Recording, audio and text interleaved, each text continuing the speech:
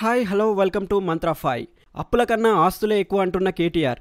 137,000 కోట్ల ఆస్తులు సృష్టించామంటున్న కేటీఆర్. తెలంగాణ బలిదేవత ఎవరో అందరికీ తెలుసునని ఎద్దేవా చేశారు బీఆర్ఎస్ ఎమ్మెల్యే కేటీఆర్. బలిదానం, నియంతృత్వం గురించి కాంగ్రెస్ మాట్లాడడం హాస్యాస్పదంగా ఉందని దుయ్యబట్టారాయన. కాంగ్రెస్ పాలనలో కరెంట్ కష్టాలతో 8,000 పైనే రైతులు చనిపోయారని విమర్శించారు. విద్యుత్ శాఖ 85,000 కోట్ల అప్పులో ఉందని అసత్య ప్రచారం చేస్తున్నారన్న కేటీఆర్ 2014కు ముందు ట్రాన్స్కో, జెన్కో అప్పులు ఉన్నాయని, తమ ప్రభుత్వం వచ్చిన తర్వాత డిస్కంల ఆస్తులు రెట్టింపు చేశామని కేటీఆర్ గుర్తు చేశారు. విద్యుత్ ఆస్తుల విలువ 137,000 కోట్లు కాగా విద్యుత్ శాఖలో అప్పుల కన్నా ఆస్తులే ఎక్కువ ఉన్నాయని స్పష్టం చేశారు. తలసరి విద్యుత్ వినియోగంలో దేశంలోనే నెంబర్ 1గా తెలంగాణ రాష్ట్రాన్ని తీర్చిదిద్దామని, విద్యుత్ సబ్స్టేషన్లను గణనీయంగా పెంచింది తమ ప్రభుత్వమేనని అన్నారు కేటీఆర్. విద్యుత్ వినియోగం కూడా అభివృద్ధికి కొలమానమని చెప్పుకొచ్చారాయన.